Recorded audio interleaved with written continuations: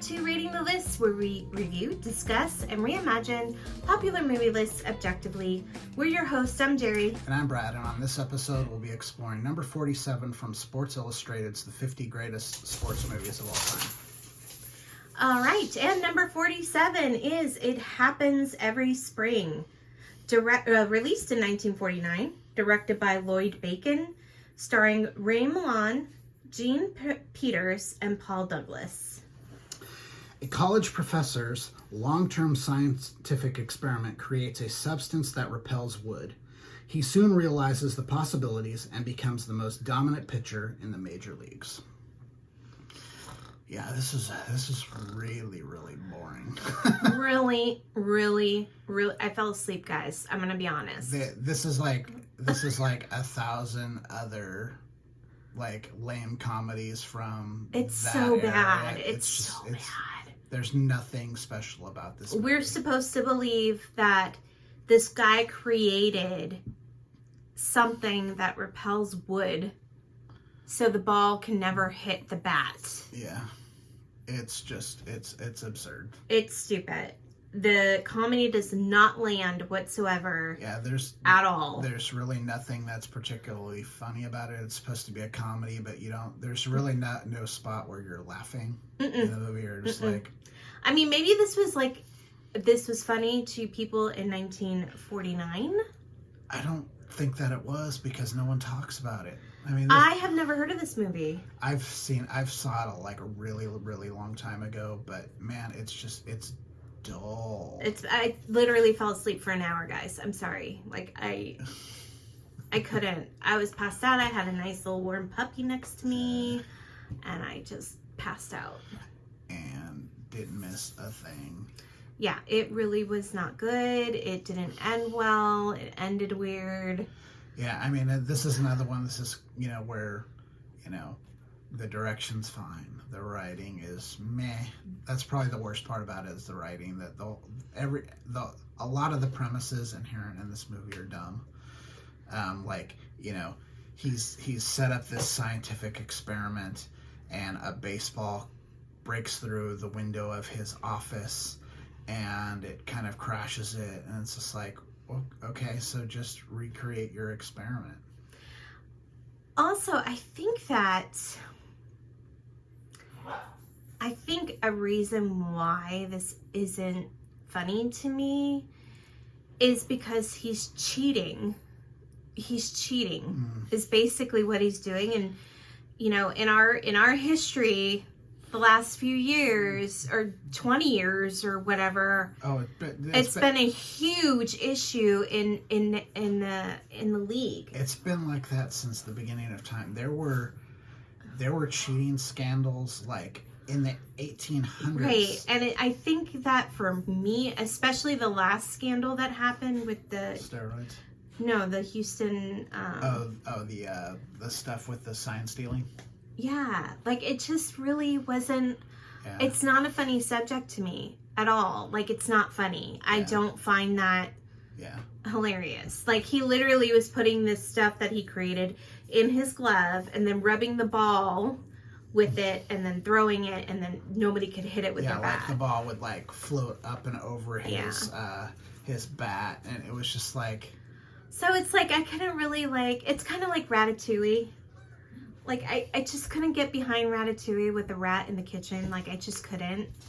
I know everybody loves it and it's a great movie. I get it. I just didn't find it interesting, and it's just this movie. It's too soon or something. I don't know. I didn't buy any of the premises inherent in the movie. The obstacles that are created for him seem completely artificial and stupid, and much easier to get around than. I mean, the real issue in this movie is that his girlfriend's dad wouldn't let him marry her because he didn't make any money. Yeah, but yet he's a college. That's a more compelling story to me. Yeah, but yet he's a college professor. Yeah. So it's okay. And just the movie's just dumb. It's not good, guys. Don't waste your time. It's really, really not entertaining. The fact that they put this particular baseball movie on here over so many others is... It's weird. They're like... You can legitimately find about 10 to 15 baseball movies that are just inherently great movies that will make, that you can put on best movie lists that have nothing to do with sports and feel comfortable putting it on there and be able to make a cogent argument to make your point. But putting this one on the top 50 sports movies of all time is just a baffling choice. Like, you're pulling an AFI on us. Like, well, I actually Illustrated. don't think they're pulling an AFI. I think they're pulling an anti-AFI where they're trying to pick these... make these really kind of interesting choices. That's true. Yeah. It's an interesting choice. Like I said, It's different. It's unique. The curation of this list is really, really interesting. And like I said, like, on the intro video, I don't agree with a lot of it.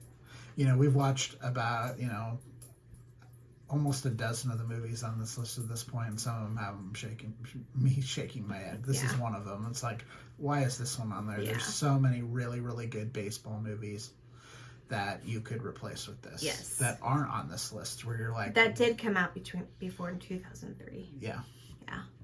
So There are a lot of really good baseball movies that came out before 2003, and there are a lot that have come out since that are actually pretty good a ton that you could fit in here somehow. Oh, for sure. Yeah, and it's just like, this is the hill you're gonna die on, is this movie. How do we score it? I was a little nicer than you are, which is kind of tends to be the trend when we're doing this. I gave it a 43. You gave it a 32. I fell asleep. So the list score was 37.5. Yeah, well, how can you score it completely properly when you're taking a nap through half of it? Well, that's pretty much my score. I watched the whole thing. Good for you. I went through it. I stuck with it. I did the work, Jer. I did the work. Okay. Good for you. You took a nap. Good for you. You took a nap and I did the work. All right. I think that's all we got to say about this movie. I don't want to waste people's time on this. I can confidently say when we come up with our 50, this one's not going to be on. No, for sure. If you've seen this movie and you're like, oh my God, they're so wrong. That is the funniest freaking movie I've ever seen. You know what? Don't even tell us, because that's just going to make me feel very different about you. I'm just kidding. Wow. Let us know what you think about the movie in the comments. If you have a movie that's similar to this that you think is a little better, let us know. We'll watch it. If you want to contact us directly, please do so at ratingthelist@gmail.com. But for now, I'm Jerry. I'm Brad. And we're rating the list. We'll see you next time. Bye. Bye.